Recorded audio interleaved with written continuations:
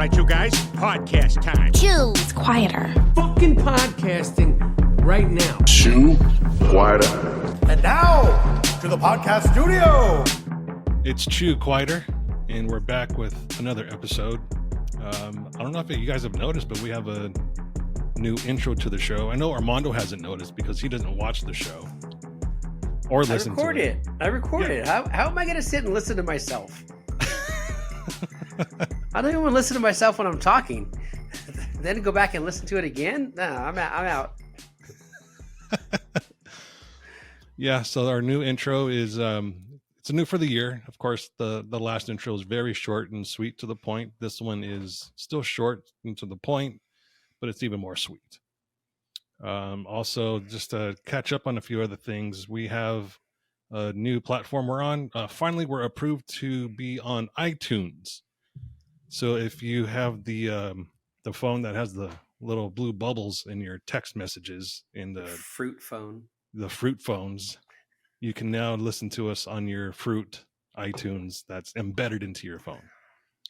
Just look for Chew Quieter in the podcast section and voila, subscribe to us there. Subscribe to us on Spotify, YouTube. Also, we're now on TikTok. Regrettably, I don't want to be, but it is what it is. Also, Instagram and Facebook. So give us a follow on those platforms.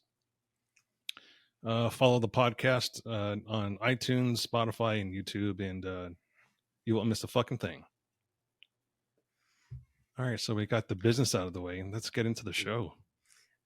I'm loving this new glow behind you. It's pretty, right?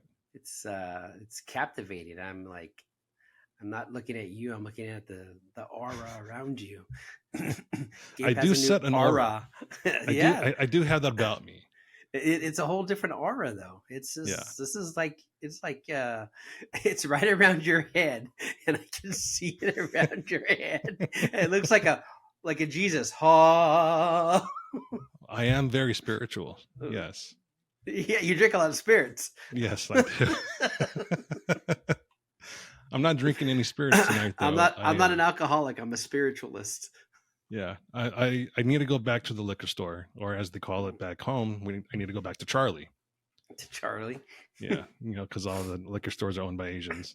Oh, okay. Vietnamese.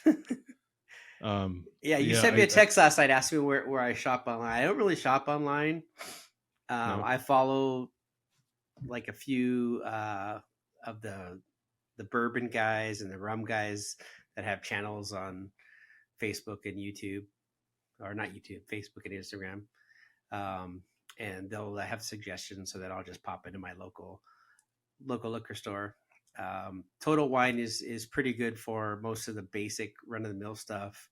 Then we have a place called Ted's Liquor out here in Phoenix that's a little bit better for the harder to find stuff. And then there's Tops in Tempe that is pretty good for some really weird oddball stuff. Mm-hmm. So recently, I just bought my first bottle of Knob Creek. Mm-hmm. I drank about 3/4 of the bottle in one sitting. And the first two glasses, I usually pour a 4-finger glass. The first one went down way too quick. I mean, to the point where the big chunk of ice cube that I put in there was not even phased. And so I poured another one. I was like, I need to go in the garage and work on my AR. So I put some music on, opened the garage door, had my glass, working on the AR. And then my neighbor comes over. And thankfully, the law is different in your home. If you're drinking, if you're drinking in public, and you can't have possession of a firearm, obviously. Oh, a firearm, so, yeah. In your home, it's a whole different story. Yeah, of course. So I was just showing him the new build, which is, it's almost identical to my other duty AR, which is mega upper and lower. The only difference is they both run the A5 buffer system. The only difference is the one of them is a 16-inch pinned and welded barrel, and that's got a ballistic advantage barrel on it. And then this other one is it's a 10.5-inch Roscoe. Oh, a little shorty. Yeah. So I have chemo adapters on them for my can. That way I can just kind of do a hot swap and not have to worry about not fitting or anything else like that. Yeah. Nice. But yeah, that Knob Creek got me fucked up. Yeah, Knob Creek's again. That's a good everyday something I can find at Total Wine constantly. It's at any liquor store around here, so it's a good option. I like the fact that you can go into the other stores and get some of the specialty reserve versions, stuff like that. That's kind of fun. Yeah, and it seems like their basic mash is a 9-year, right? Mm-hmm. And where everyone else is like 8 years or younger. Yeah, you're probably the 6 to 8 year for the most part. Yeah. And then it just depends on, because that bottle, that 750 bottle of the Knob Creek is like $40. Yep. Yeah, I think I paid $43. Yeah, it's like $45 range depending on where you buy it. Mm-hmm. So that's probably on that level. That's probably like my good starter, middle of the road starter, a $35 to $45 bottle. The 25-35 bottle is like maybe there's a bunch of people coming and we're gonna drink all night. We'll start off with the 35-40 with the higher end bottle, then we'll step down from there depending on how much we're drinking. Yeah. So if the dominoes come out, we're drinking. Yeah. There's rum's coming out at that point. But I also bought another bottle of Dickel. Okay. Yeah.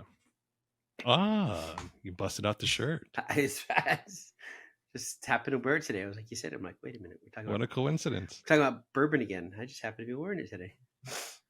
Yeah. It's kind of hard for me to go back to vodka now. Well, because I mean, you're now drinking straight alcohol and you're sipping it and you're having all those notes and flavors. And are you drinking vodka straight? Yeah. Really? Oh yeah. Also, anytime I drink alcohol, I always drink it straight. Vodka, just ice. Vodka nice. Yep. See, I don't think there's no notes, there's no flavor, there's no real profile of vodka. Yeah, you're right. It's just there to get you fucked get hammered. It's just like drinking gasoline. Yeah. Like drinking gin. Like drinking gasoline is. It's hard for me to drink gin anymore either because okay, so the first time I had gin, I was I think 19 years old.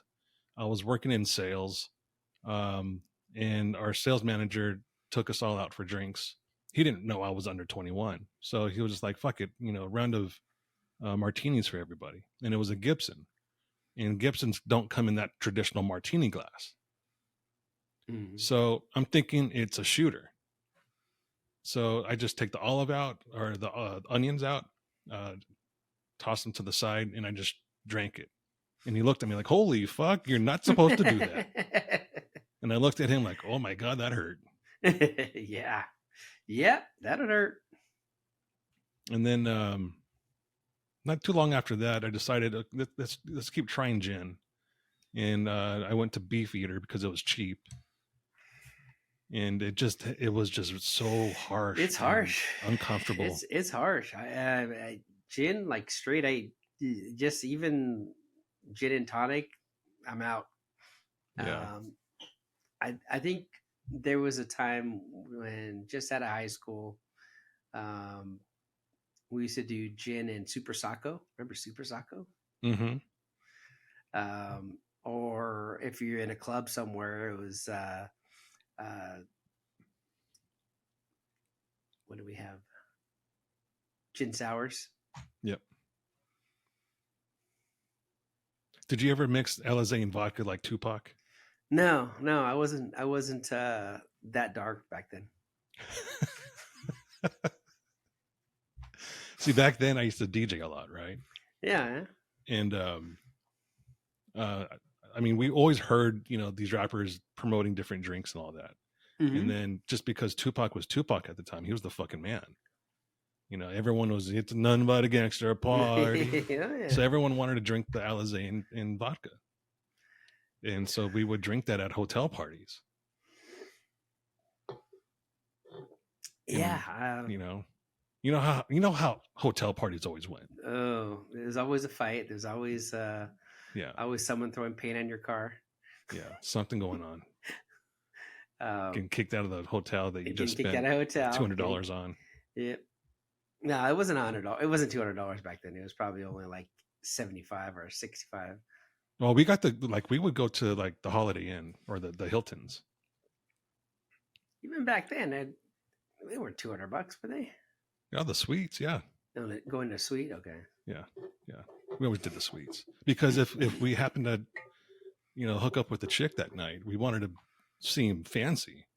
We wanted to, posture like we were somebody. Okay. At the Holiday Inn. Yeah. Budget ballers. It is what it is. Budget ballers. Ghetto chicks don't know the fucking difference. They just a big room. Like, oh, look at this. Yeah. Could have put a disco ball in the ceiling and they would have been like, oh, hell yeah. Oh, this is the shit, Holmes. Exactly. Orale. Let's lay. Yeah, I need to make a trip to the store though and get some more whiskey. I'm gonna try to find some Old Forester this time. Okay. Try to look for it last time and just they didn't have any. Where do you go? Like it by your house? Is you have to go into Murfreesboro or I'm going to next time. We only have 3 liquor stores here. So this last time I tried a new one. And I walked in and they had very small selection of some good stuff. So for example, they had just Jack Daniels, they had Fireball, they had, just the generic, really cheap shit. And I realized really quickly that's the Ghetto store. It's the Well, yeah. And that's in Shelbyville. Yeah. Okay. So I realized really quick that's the Ghetto store because also people are coming in as I'm looking for a good bottle. People are coming in just grabbing handles of Jack Daniels. So on top of that, I realized that when I did find a good bottle, it was way overpriced. Yeah. Oh, yeah. So I could have gone to another store that's, out of the way a little bit, maybe about 1.5 miles away from that store. But the first store that he went to originally was only 1/4 mile away. So I just went back to that one. And funny enough, the last time I went to that store, I got 4 bottles. And it was supposed to be $158. And when I checked my bank statement, he only charged me $1.58. So he had to manually type into the credit card machine? Yeah. So I was like, thank you, my friend. So when I went back to... Now you're back and spend $156. So I went back to the store again, thinking maybe he might do that again. But I think he recognized me, like, oh, that's the fucking guy. yeah, that's the guy. I'm gonna make sure I double check his order. Yeah. But next time I am going to go to Murfreesboro and see if I can find a liquor store there that's a little bit larger and has more of a selection. But I definitely want to try the 12-year Dickel and Old Forester. Yeah, the 12-year Dickel is pretty good. You'll like that. I had the Old Forester. Where were we at? We're somewhere, and they had it, and I had it. It was a decent sipper. Yeah, I think we're in Phoenix somewhere at one of the crazy bars out there. I think that's a problem with me, though. Everyone keeps telling me that things are a sipper. This is that. This is a mixer. I tend to not sip. I gulp. And that's part of the problem because if I like it, I'm going to, like last night, the wife poured me in herself a glass, and within less than 20 minutes, I drank it. And she's kind of looking at me like, "Are you going through something right now?" So I got up and poured another yeah, one. yeah, I'm going through this bottle.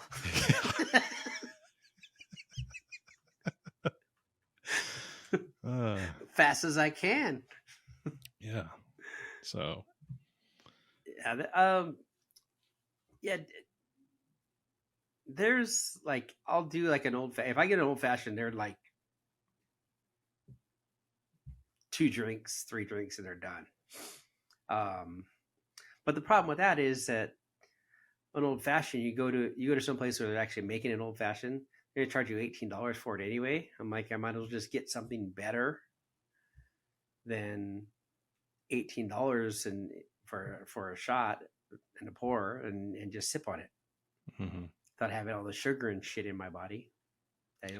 I've never had an old fashioned, so it's this weekend. The wife and I were going to go to dinner, and hopefully find it's hard to find a really fancy restaurant in Shelbyville, so might have to go to Murfreesboro and go to a place and order an old fashioned.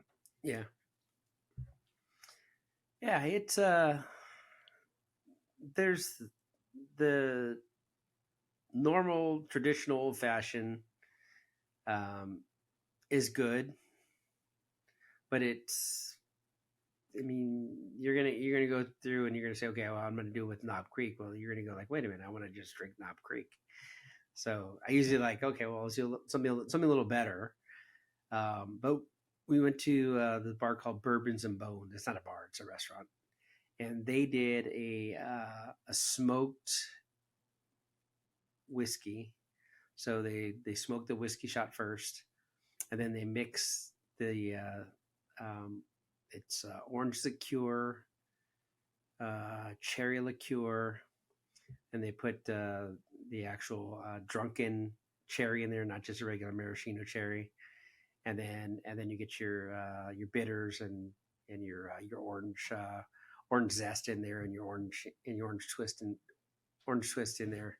And that one's really good, but it's a $24 freaking drink or $26 drink. It's somewhat ridiculous for that. I'm like, well, it's just like so much for them to put it together. I might as well just drink something good. Yeah. So usually you do have a point. It by the time you order 2 of those, one for you, one for the wife, that's a bottle of. It's $60. It's yeah. But it's also like, okay, well, if you're not you guys aren't wine drinkers at all? No, she is, but not me. She is. Okay. Yeah. So like dinner, like I can do a bottle of wine. Like during the week, I have a glass of wine here and there, and I'm good. So yeah, it's a decision between, okay, we can have 4 glasses with a bottle of wine or 2 drinks. So what are you going to have? It's usually right about the same. I mean, if I'm spending more than $60 for a bottle of wine at a restaurant, I'm going to go home and drink the stuff that comes from the winery that we get in an order, and drink that good stuff instead of overpaying for a bottle that I know that I have better at home. So there's that problem. I'll tell you what, though, it is cheaper than buying a $375 bag of weed. Yeah. And smoking the bag of weed in 2 weeks. And then having to buy another $300, $75 bag of weed. Because you're a fucking degenerate smoker. I have saved a lot of money since I stopped smoking pot. Yeah. Well, if you're smoking that much, yeah. I'm like, I go get a 20-pack of these nighttime gummies, and it's like $16, and get 2 of those in the last month and a half. I was at one point, I was smoking 2 ounces of weed a month. Jeez. At my peak. That's when back in the day when I used to sell weed, it was quite a bit more than that. I was probably smoking 3 ounces a month. Yeah, and I was only doing it to growing it. Well, I would have, but I had nowhere to really grow it. I lived in a duplex, and at the time, it wasn't exactly legal. It wasn't in Colorado legal at all. No. So Yeah. Sorry, I have the KOH quals on the right screen and you on the left screen. Let's talk about that. King of Hammers is, at the time we're recording this. King of Hammers 2024 is going on. Just a little while ago, one of our good friends, Diesel Krentz, just finished his qualifying run at, what was it, 12 minutes? Yeah, it's about 12 minutes in the 4,500s. Yeah. And our other good friend Sergio had a really good lap time of 11 minutes and some change. Yeah, he was number one for a while. Then, and I think in the EMC class, I think he's first off the line. I think still. Really? I think for the day there was like an 8-minute, but it was in a 4,800 car. Right. So I think that 12-minute on a 4,500 car is pretty good. Probably get beat and probably start middle of the pack, 15th, somewhere around there. So watching right now who's this? I can't even tell what they are. It's not showing anything. It's all far. I can't see that good. It's funny is when I'm watching it and they'll announce a name. I'm like, I know that guy. That's my Facebook friend. I've wheeled with him. Yeah, there's a pretty big list of here people. I mean, that I've known for quite some time that are in the Everyman Challenge Day call today. That wheeled with, good friends, people I've hung out with for number of events throughout the years. Mm-hmm. And then a few more in the 4,400s. So we're not seeing John Grounds this year, though, right? John Grounds is not racing this year. John Grounds is cars for sale. John moved back to New Jersey to take an engineering job with the company that he's been with for a little bit of time. So he moved back, and they're working on getting a custody situation up with his new wife's oldest child. Mm. So John's like, I got family's coming first right now. He's like, I've let the race car be first long time, so family's first. So totally understand. So hey, that's fucking shitty ass grown up decisions you got to make that suck ass. Tell me about it. Yeah, and I'm sure I feel it's for you, him. brother. Oh yeah. I miss the guy as long as I know John. 12 years, 13 years. He's just been a racer. Yeah. He's been at some point either behind the scenes or in the scene or at KOH for a number of years that I've gone. Just that's kind of we live 20 minutes away from each other and see each other in California at KOH once a year. Mm-hmm. Maybe at EJS too, but that was kind of it. So yeah, definitely tough. But hey, he's doing what his heart and his mind tells him he needs to do right now. So shitty ass grown up freaking decisions. Yeah. I mean, at some point, I think you do have to switch gears and pivot. It's just probably harder to do when it's, I don't want to say ultimatum, but it's almost a forced decision because the family does come first. Yeah. Well, I mean, you're I don't know if it's forced. It's you're choosing. You're letting your heart choose, and you're figuring out what you want long term. I mean, how many 67-year-old racers are there really out there? Very few. Right. So your life is not going to go into the sunset as a racer for the most part. Could, but that's probably not where it's going to be. And you're pulling double duty because, I mean, let's face it, racing is not paying the bills. No. Racing takes a lot. They say you want to become a millionaire, start off racing as a billionaire.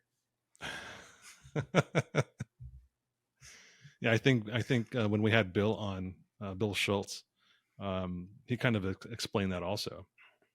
Yeah, it takes a lot, and it's the actual cash that comes out of your pocket is hefty, but the time to get the car ready, to build the car, to fix the car, to make changes to the car between races, all that. If you're going to race a series, and now you got to bring it back, basically rebuild it. I mean, let's face it. Like, these cars come back from KOH, they're all like yard sale at that point. Take it completely apart, figure it all out, so you can race in a month or so, and try to get it back as best you can to some sort of shape where it can race and be good. And if you have a race team that has money and people that you're paying to do that work, it's way easier. But when you have no money and you're privateering this yourself and paying the bills, working full time, a family, it becomes tough. Who do you think is the oldest Ultra 4 racer right now? Right You have a guess. now, ooh,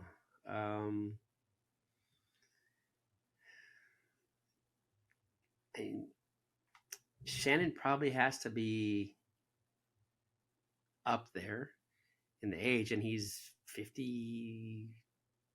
It's just, I think Shannon's a couple years younger than me, so probably there. I mean, I'm really got to think about this now.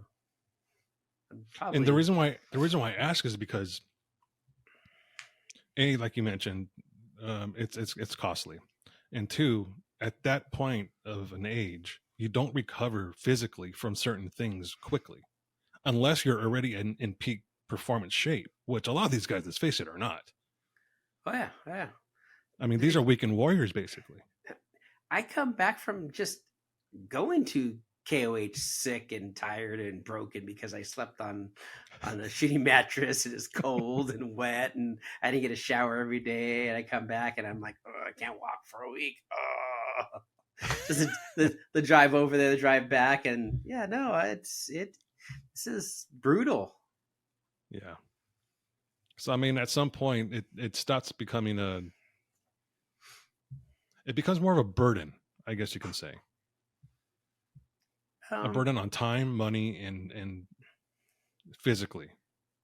Yeah, I mean, it's one of those things. If that's what you're trying to do, then, and that's what your life is about, then it would do that. And definitely more taxing in a racing like KOH and Ultra 4 and off-road rock racing and in this sport than someone that's, say, in a quarter-mile car, or even doing laps on a regular asphalt street track or something like that. I mean, it's a whole different thing that happens between the two. And this, I mean, just some of the commercials, just like, I just imagine, like, all day, like, just even wheeling all day, you come back and you're just like, it's all right, I'm just done. Yeah. Just done. And you add wind and cold and sun. I mean, it's probably 80 degrees out there. The dust, seeing the dust cloud over Hammertown is like, the black lung. I'm happy watching it from here. I'm having a little FOMO from not being there, just to see my friends leave and watch and be there for the excitement as they take off from the start line, come back from the finish line, like being in the pits, hanging out in the pits, hanging by the fire, like all that stuff that happens at KOH. I'm feeling the FOMO, but then I'm looking at the overview of the dirt and the freaking sky going, I'm so glad I'm not there. I finally get all this freaking lung crap all cleared out of myself, and that would kill me to go for 2-3 days out there. So since you've been there and I haven't, what's the situation like when you're there? I mean, like you said, you don't have a shower every day. Obviously, you don't have plumbing, so you don't have a proper toilet. What's the harshest reality of going to the lake bed for someone that hasn't gone? Well, it really depends on your accommodations. So there's hotels that are not too far away, but still it's an hour commute out, an hour commute back. Sometimes there's traffic on Boone Road to get out to the highway, and then traffic on the highway to get into Yucca. So if you're in a hotel offsite, you get a shower every night, but Now you have a 2-hour commute back and forth to Hammertown. You stay in Hammertown, and depending on what your sleeping situation is, you're in an RV, travel trailer, tent, whatever. It really depends on your accommodation. You come up with your toter home that has a full-size shower and water. There's a guy that comes around and dumps toilets and puts fresh water out into the rig, so you can pay for someone to be out there. You don't have to move anything. So there's convenience that happens from there. It's just a matter of what you're putting into it. But for years, we used to go just take the big trailer, and I would take my giant freaking air mattress and generator and a heater, and we'd sleep in a big open box trailer, not really have a shower and no bathroom in that. So I was just get in the truck, and you pee where you pee. And then I'm an early riser, so I'd get up at like 6 o'clock in the morning, cold as hell, put my clothes on, or get up and whore bath in the trailer, put my clothes on, go into Hammertown, and then wait for the porta potty cleaners to finish. They usually finish about 6:30, 6:45, so you can get in there right when there's like fresh cleaned and sanitized. And they sanitize the hell out of those things. They're all power wash clean. You're looking down and the water is all clear and blue. I'm like, oh yeah, I'll be the first one in this one today.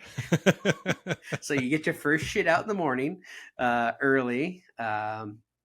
And if you can put yourself on that schedule and get yourself in that once a day schedule, then that's your best bet. Mm.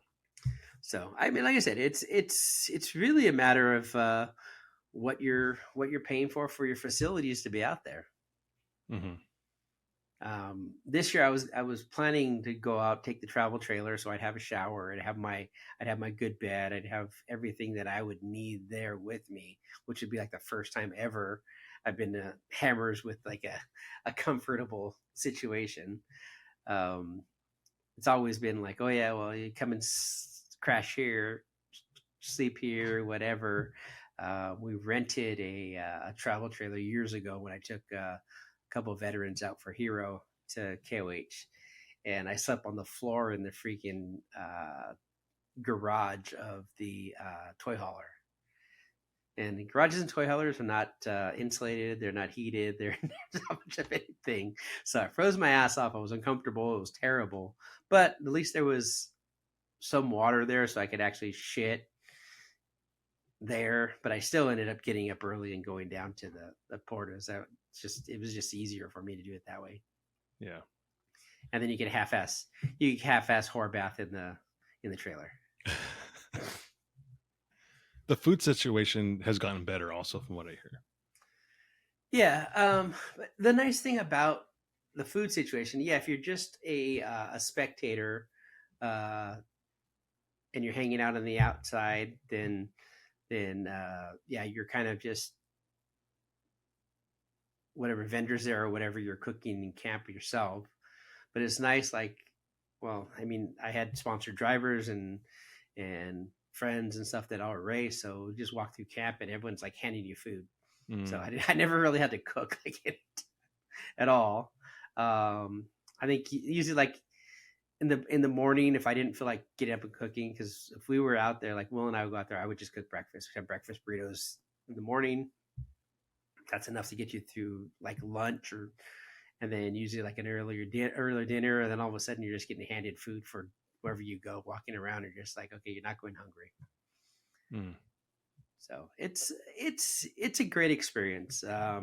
There's first couple years I went, it was kind of more of on the spectator side, but I was a vendor, so I was in vendor row. And there was a lot more that happened in vendor row that happens outside. So you're in the main fire. There's like hanging out there, and then usually within the vendors is usually someone's having some sort of dinner or whatever. I think for the longest time, Ridge would have a barbecue one night, and then another company would have tacos another night, and you just rotate on whoever's having dinner too, and work your schedule around your food schedule around who has the most amount of food, so you don't have to cook.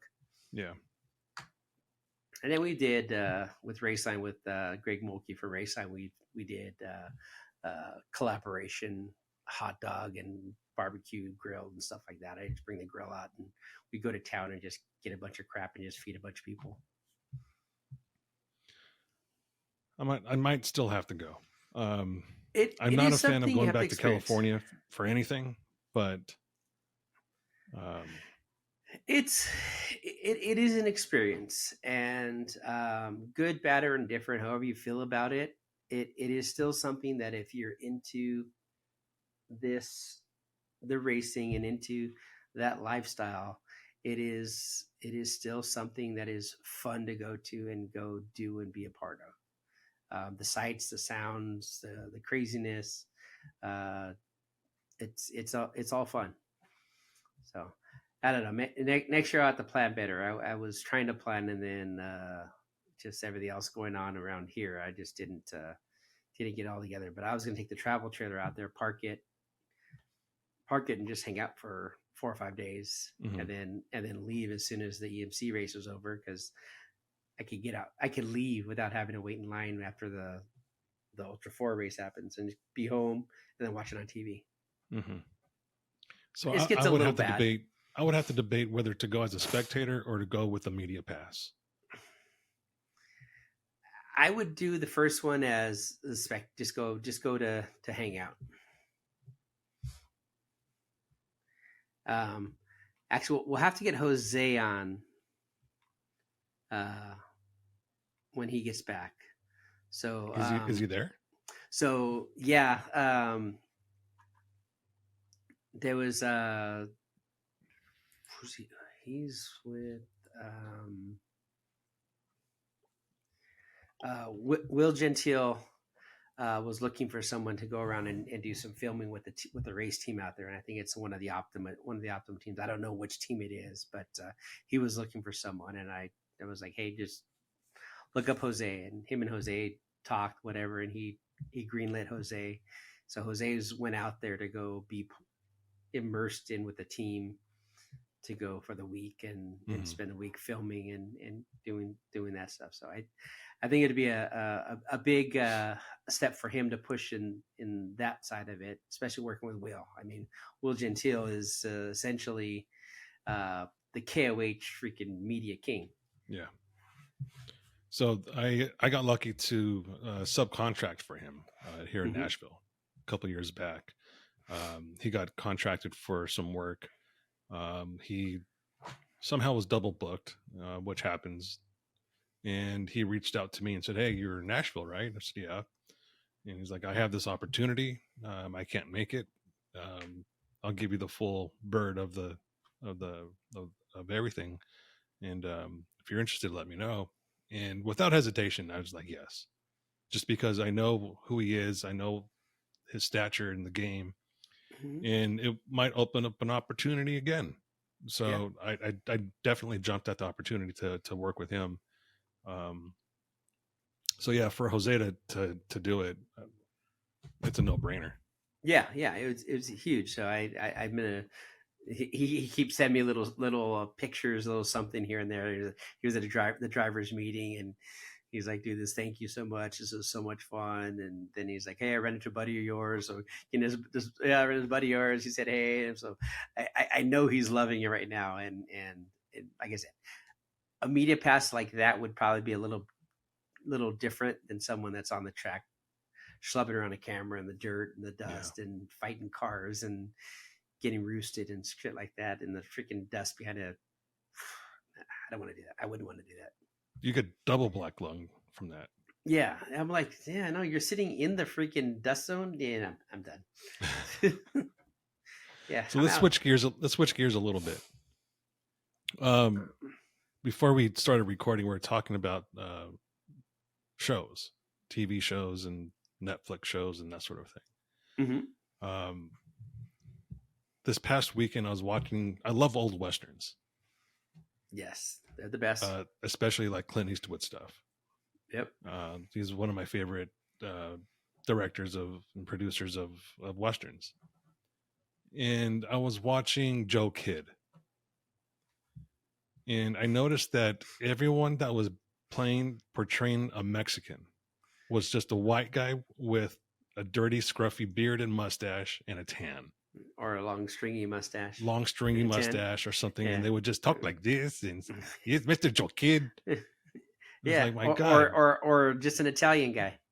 Yeah, It was usually an Italian. It was a lot of Italians that ended up in the Mexican roles. You like read the credits. I'm like, it wasn't a brown guy. That was a olive oil guy.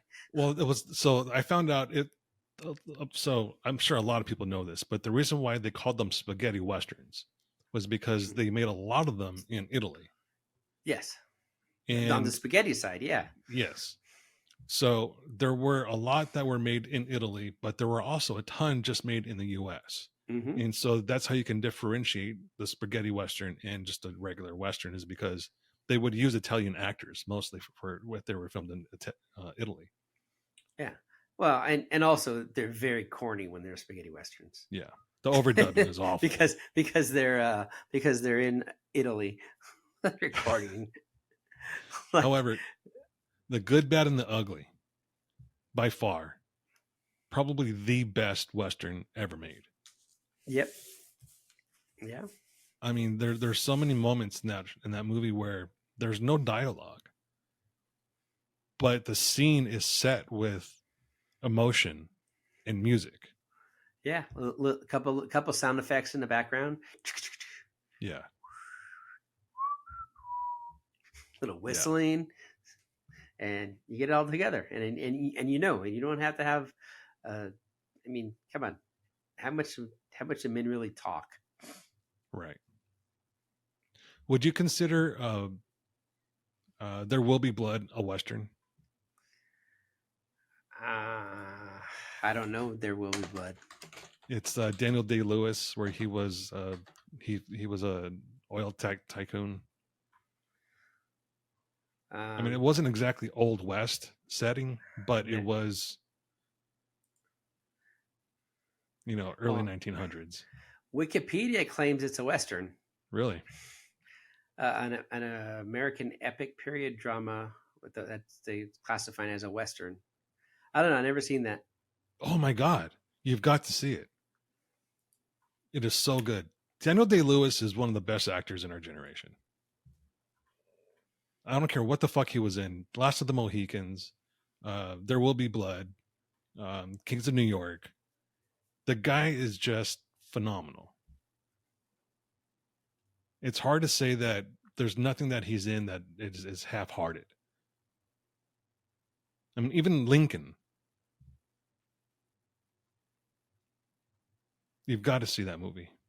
All right, I'll have to. Put it on your list. I think it's on Max right now, HBO.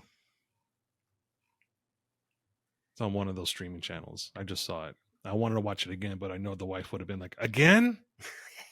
You just saw this last week. You have something going on? You going through something? Are you going through something?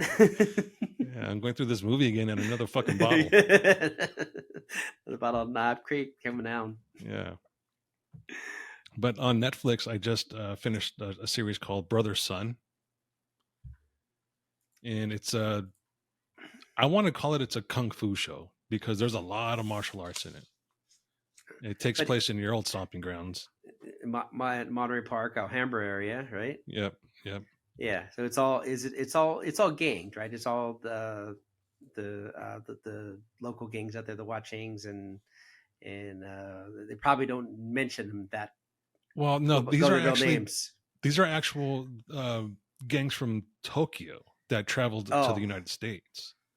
Okay.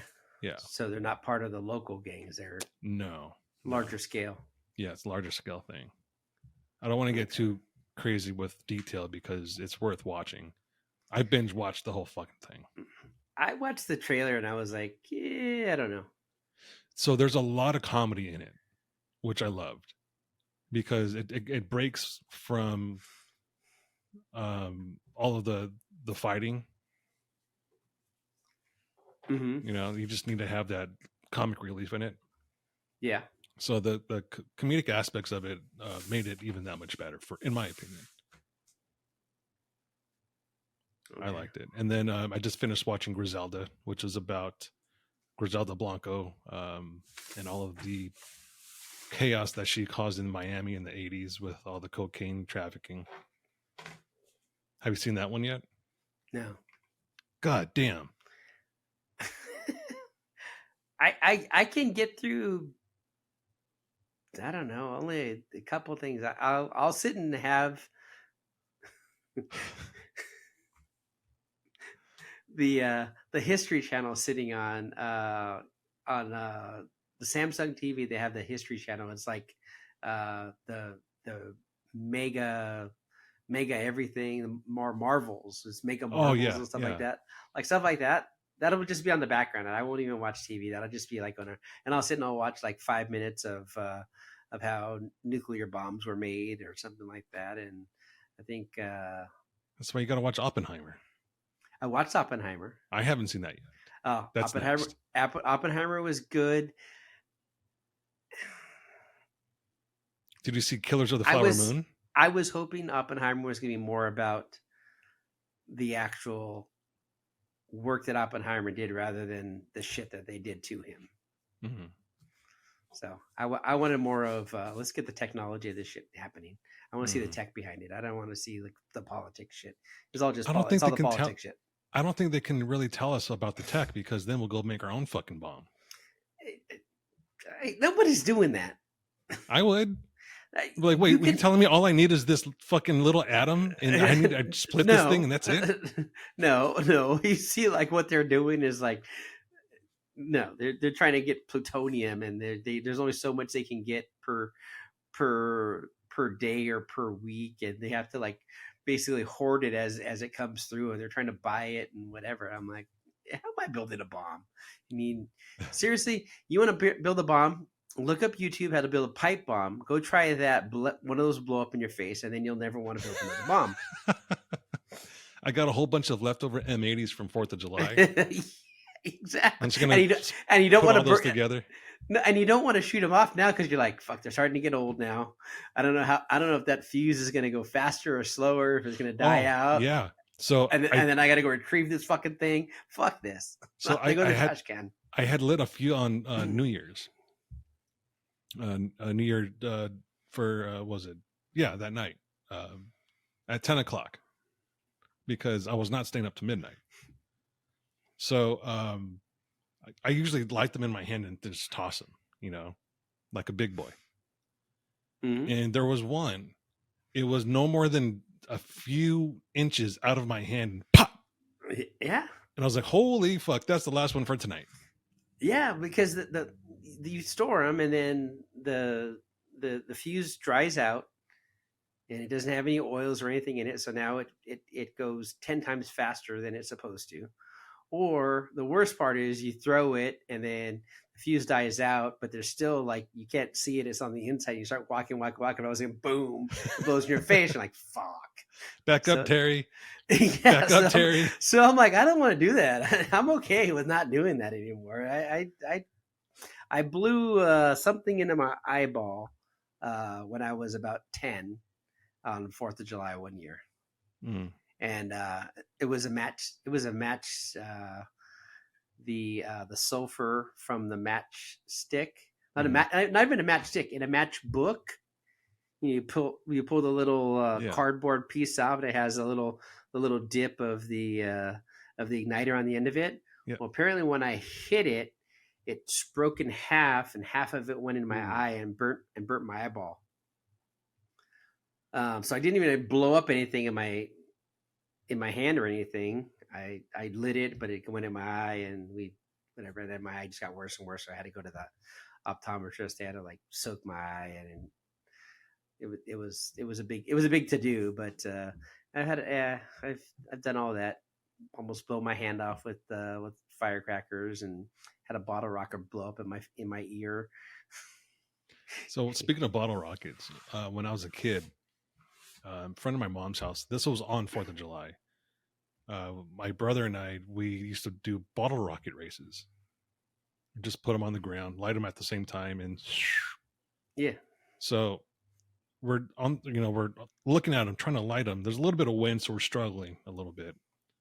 And apparently I didn't hear it, but my mom said, there's a cop, there's a cop, there's a cop. And we didn't hear her. So that we both lit them almost at the damn same time. And they go flying and they both explode right near the car window. Oh, jeez. And I was like, oh shit. So my brother and I just ran. And the cop, of course, was just like, it's 4th of July. He was kind of cool about it. So all of a sudden we heard my mom like, they went that way. She fucked with us a lot. It was kind of funny. But yeah, no, there's certain things that I did when I was younger that I'm just like, yeah, I have no care. I have no desire to do any of that anymore. Mm-hmm. Fireworks in my hand is a big one of them. Yeah, I can see that. So there was another show that I saw last night that I found really interesting. It was called June, and it was about June Cash, Johnny Cash's wife. Mm-hmm. Very interesting lady. She was funny. Mm-hmm. She wanted to be an actress. She was actually in a few things, less things than I'm sure she hoped for. But the appearances that she had on the Grand Ole Opry, she was a fucking knee slapper. Yeah, she was quick witted. Yeah, I mean, we talked about a little bit about Johnny with Andrew, Mm-hmm. and this even their story together is pretty freaking crazy. Yeah. Well, the only thing I knew about her before this was from the movie Walk the Line. Okay. The Johnny Cash movie. And obviously she was not as attractive as Reese Witherspoon, obviously. Yeah. I mean, they kind of outkicked the You're coverage. a short list there. Yeah. You're a very short list there. But yeah, it was an interesting show for anyone that's into country music and the old stuff. You appreciate the old stuff, you should check it out. It's on Showtime right now. Okay. You can watch it through the Paramount app if you have that. Yep. And then something else that I've been fascinated with lately on YouTube is police-involved shootings. I love watching these dumb fuckers get shot by cops. Drop the gun. Drop the gun. No. Okay. Boom. Oh, why did you have to kill him? Well, because he's a fucking idiot. And then I've also been watching court cases that are people claiming to be sovereign Americans.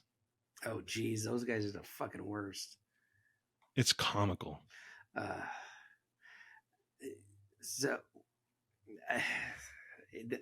That's the most annoying thing in the world are those people. There's someone like send me a video or whatever, something. I'm like, oh fuck, I can't watch this. I can't do it. We have I think we talked about the local deputy here. He's got they put out Fridays with Frank. So a weekly video, and there's a few of them that pop up here. I'm like, okay, I'm not watching this today. Those people are so fucking retarded. I can't even deal with them. There's this one guy that he goes in front of the judge and says, the law says this, this, and this. I don't have to do this. And she said, can you read me that statute, please? And he starts reading it, and it says, and he includes the state of, I think, let's say, for example, Illinois. You'll say Illinois statute, blah, blah, blah, blah, blah. And she's like, you do realize, sir, you live in Louisiana. And there's this other guy complaining that he doesn't need a lawyer if he just reads the law. If he reads the law, then he can represent himself. And so this judge starts ripping into this guy. You know what, man? Like, I went to law school for 8 years. I did post law after that for 4 years. She's going off reading off her resume. And she's like, it is not easy to just read the law and know what you're talking about. You don't know what you're talking about. And you can tell the guy's like, "Oh fuck! I just pissed off this judge. Just She's pissed off the about judge. She's about to throw the book at me." She's dropping the hammer now. Yeah, yeah. And some of these things are stupid, like speeding tickets. Just pay the fucking speeding ticket, man. No seatbelt. Or don't speed. Or don't speed. If you don't want to pay the ticket, you don't want to go to court, don't do it. I do it, and I know if I get caught, I'm going to have to pay the fine and whatever, and I take my chances. I roll the dice every time. Yep. I do it. But if I really felt that strongly about it, I wouldn't speed. I wear my seatbelt all the time. Mhm. That's one thing that growing up I never did because they just weren't something that you had or you had to do. You're right. But I think by the time I started driving, it started becoming a law. Mhm. Remember the cars that had the little motorized seatbelt that Yeah, I hated those things. come up over your shoulder? Did you ever open the door that? and stick your head out, and then the thing just Oh, closes on your head, and you're like, guillotine you, "Ah," like you're hanging yourself? yeah, all the time. So, but Fucking bullshit. but it's one of those things. Like I just always wear my seatbelts. I don't have to worry about that. Believe it or not, I'm a brown man with insurance. And I have a valid driver's license. Yeah, when I was a kid, I did, and I fucked around. I had unpaid tickets. I spent a weekend in the county jail for that. But whatever. The last speeding ticket I got, I tried to outrun him as fast as I could before he can transition back onto the freeway that I was on. How long ago was this? This was in Colorado in 2019, 2018. Oh, okay. So not that long ago. No. So for anyone that has been out near the Coors factory, I think if I remember correctly, it's Highway 58. So out to Golden. Yeah. So I was going from Golden to Lakewood. So I was transitioning onto I-70, going west. It was at that intersection. He was facing towards Golden, and I was driving towards Lakewood, towards Denver. I was probably doing 30 over the speed limit easily. There was never cops there. Never. So I was like, fuck it. I want to hurry up and get home. Just cruise. Yeah. So I see him and I'm like, if he's already got me on radar, there's no need slowing down. Yeah. It is what it is. Yeah. But best I can do is be far enough ahead of him, maybe get an off ramp, and yes, and that's exactly what I had to try to do. So as soon as I passed him, I sped up even more, thinking, okay, he can only get me for doing 30 over right at this point. So I speed up even more. I transition onto I-70. I'm about to get off the highway, and all of a sudden I see him come right behind me on the off ramp. How the fuck did he catch me? So he hits the lights. I'm like, okay, he got me. Yeah, you got me. He got me. So I pull over, and he's like, "Do you know why I pulled you over?" I'm like, yeah. He's like, "Why?" So, well, if I tell you, it's incrimination. He's like, "Well, you're gonna be getting a ticket anyways." I'm like, "Yes, I was speeding." And he starts laughing. Well, I'm sure you're going to tell me that anyway. It doesn't really matter. I don't have to tell you. You're going to tell me. So on this day, I had a big lunch, and it was to the point of I needed to loosen my belt one notch. Type of big lunch. Were you turtling? No. Oh, okay. I took my gun out of my holster, and I had it stuffed in the seat and the center console. The seat in the console. Yeah. So I see him kind of like, oh, he's got a weapon. So I'm like, I'm going to just let him know that I'm not here to hurt him. I want him to go home, and I want to go home, type thing, So like, just so you know, I have a pistol. It's not holstered. I just wanted to declare it so we were both safe. He's like, okay, I appreciate that. Do you mind if I just make sure it's safe? I'm like, no, I just want to make sure we're all both safe when we both go home. So it's like, okay, just step out and sit right there. And he reached in, grabbed it, unchambered the load or the round that was in there, took the magazine out, put the round that was loose in his pocket. He left the gun on top of the roof, but he put the magazine in his pocket. In his pocket, Went to his car, wrote the ticket. When he came back, I signed the ticket. He put the magazine and the round in my glove box. And he says, "All right, you're free to go. Just do me a favor. After I leave, you can rechamber that and be on your way." Like, fair enough. Boom. That's the way you handle it. Yeah. And it's, I don't know. I mean, unless you're a felon and you're not supposed to have it. If you have it legally, just tell them. Yeah. Just tell them. They come People up, will say, say that I'm violating my own rights. And I'm like, it's not, how can I be violating my own rights if I'm giving up that? It's not even giving up the right. It's just making sure that I'm going home safe. Right. But you're both understanding what's in store, what's at hand. And I have it. I don't want to hurt you. And they were like, okay, you're telling me this, so you're not likely going to shoot me. Usually the guys that shoot aren't telling them anything. Yeah. And remember, this was during a lot of heavy tension with race, all the riots that were going on. I think it was 2019, now that I think about it. Because I remember the car that I had. It was the Floyd era. Yeah. Pre-COVID George Floyd era. Yep. Yeah. So I was very cognizant of what was going on in social media and society in general. And I have respect for police. And the last thing I wanted this guy to do was think, he looks sketchy. He's got a shaved head. He's got brown skin. Yeah, he's gonna get nervous. I mean, you're gonna fit the profile of 100 shitheads he's had to deal with over the past years of him working a job.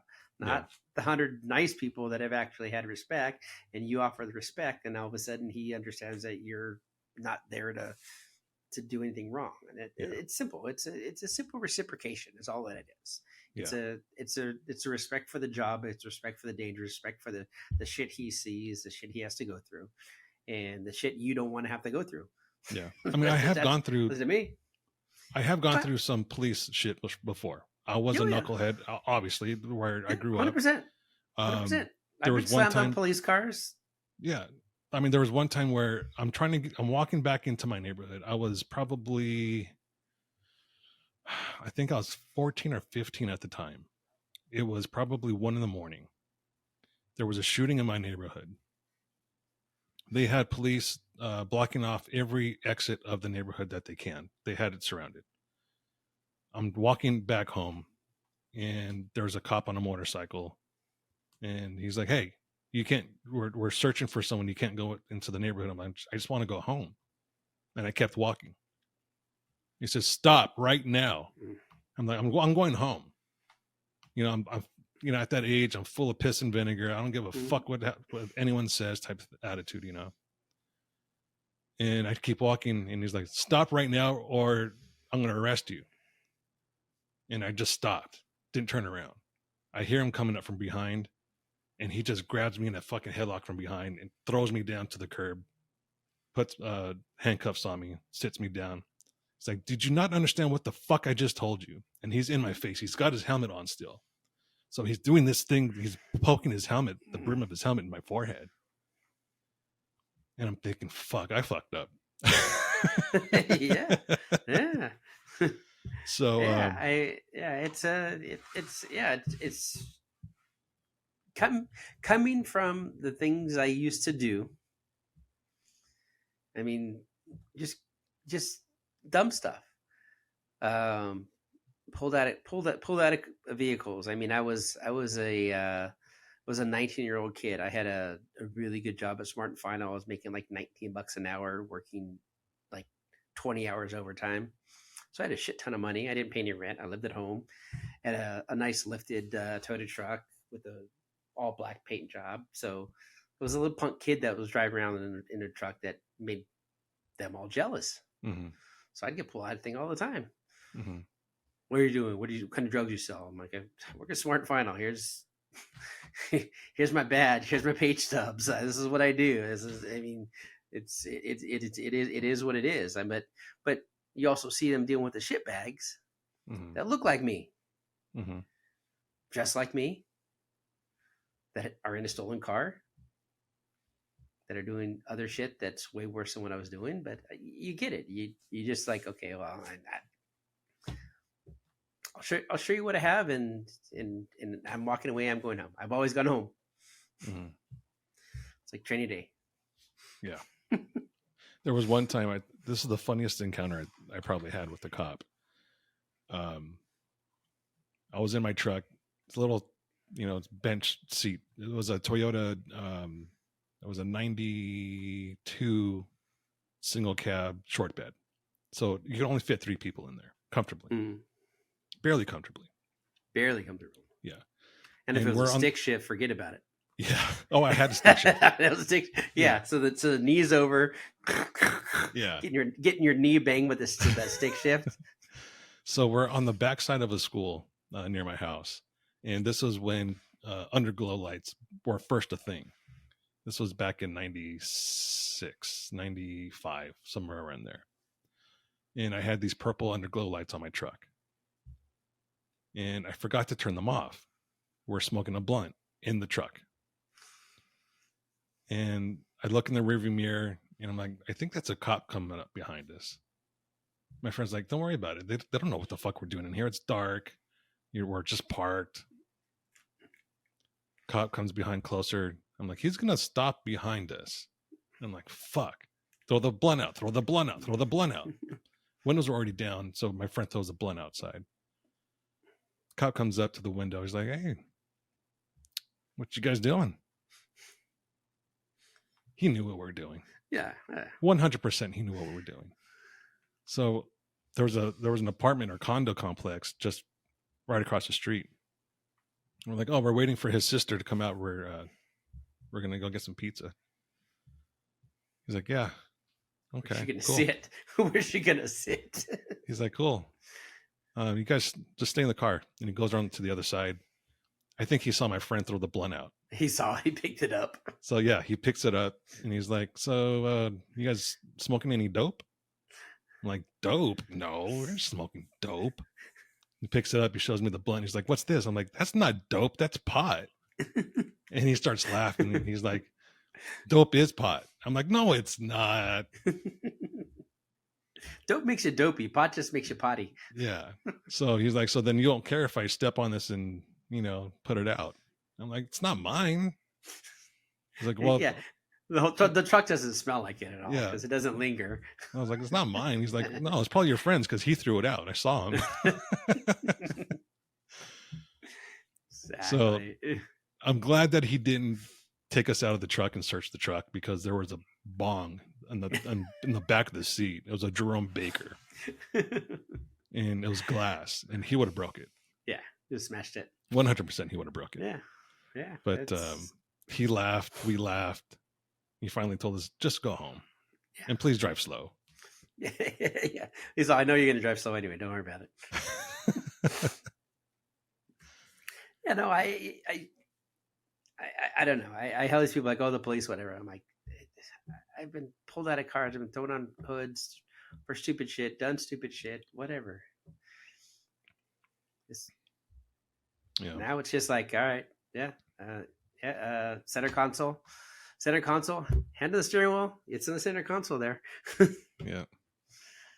But I mean, trying to think. Last time I was pulled over.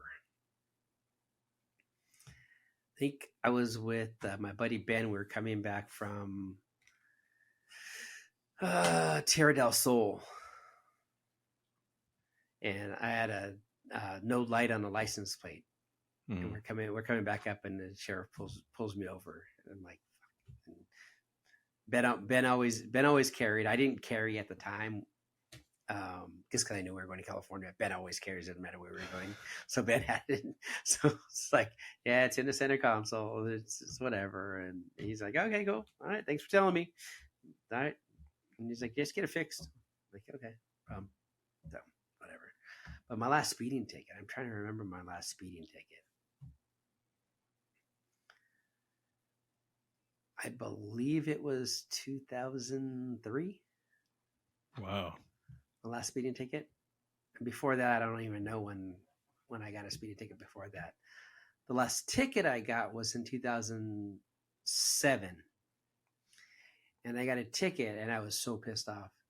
We were moving from Riverside to Queen Creek to Phoenix, Arizona.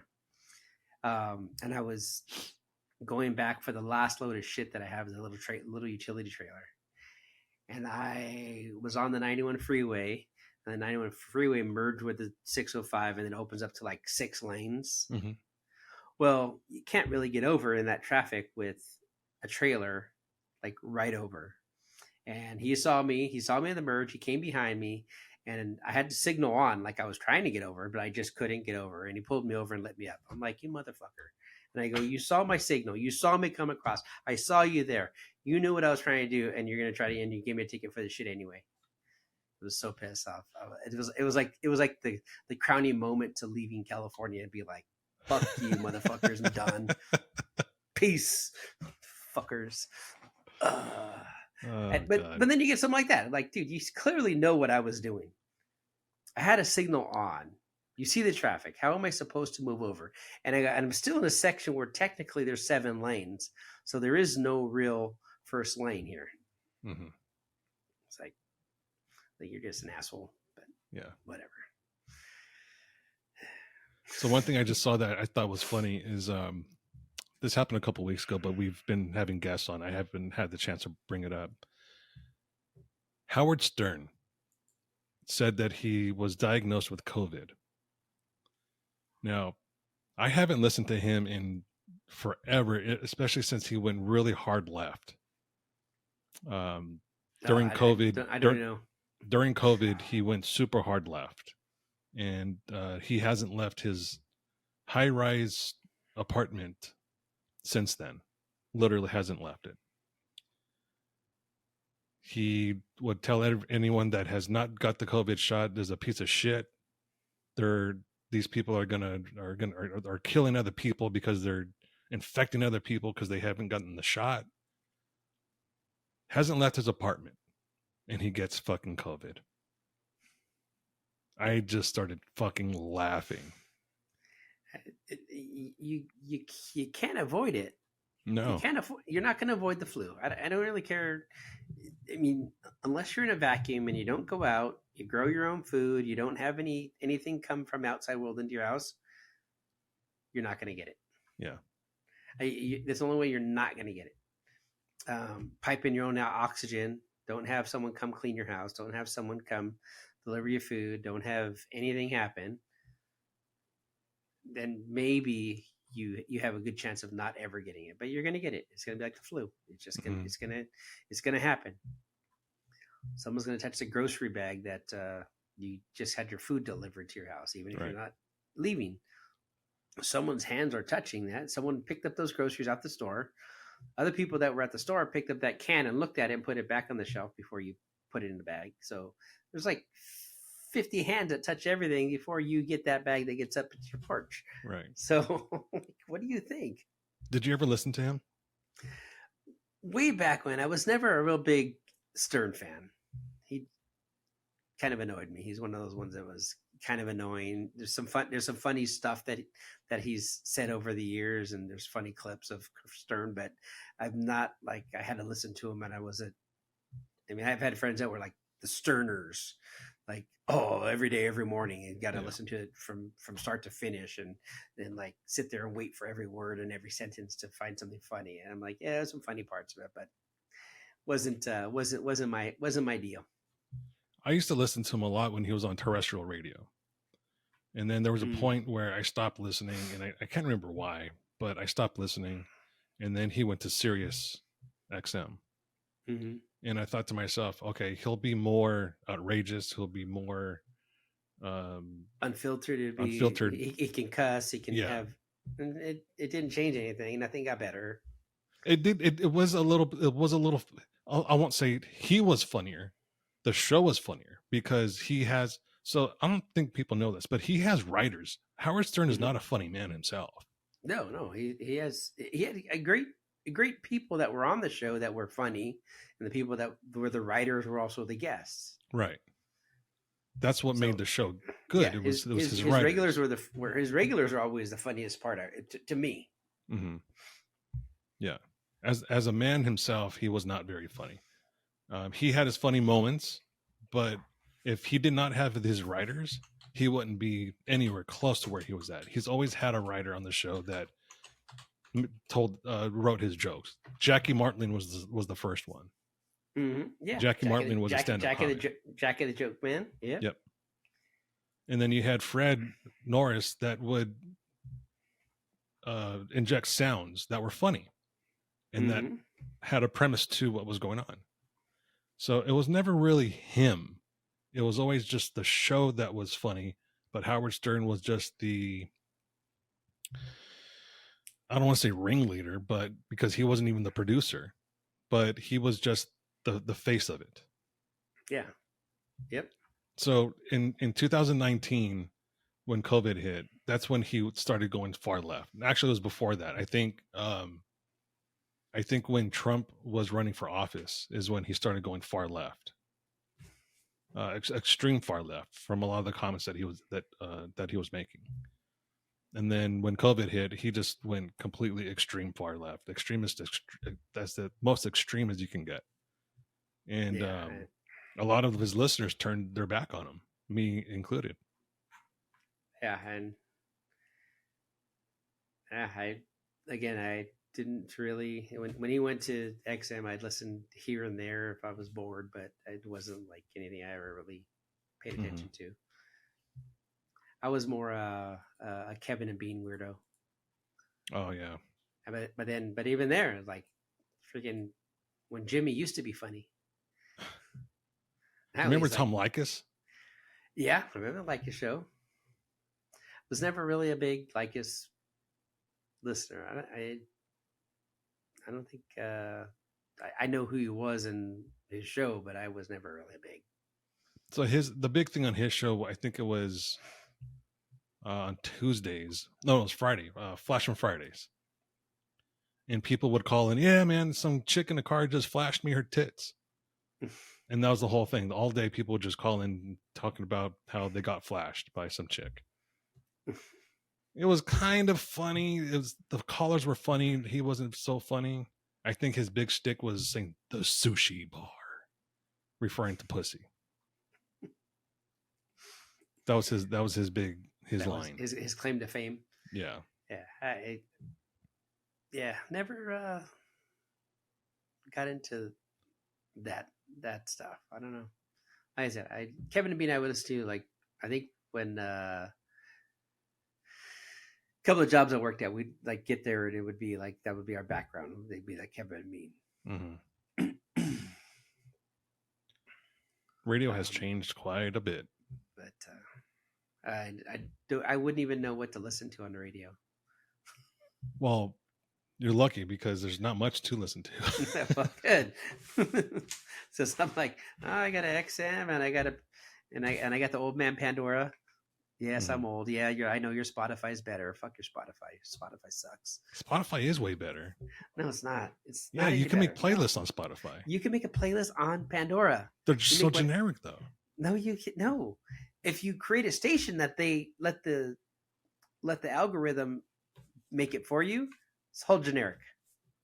The thing is, you can create a playlist based upon your thumbs up. You can make a playlist based on whatever, and then you go through and I just fine tune them. So you hold an account long enough and you fine tune your stations. Like as soon as something that doesn't belong in a category shows up on a station, thumbs down. Does Pandora have podcasts?